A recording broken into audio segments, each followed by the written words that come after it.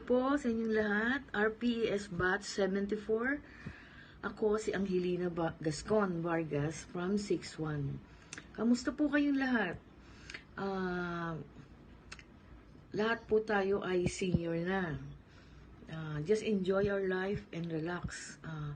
Marami na rin sa atin ang mga kabatchmates natin or classmate na pumanaw na. And we are glad at swerte tayo because we are still alive. Kaya enjoy our life.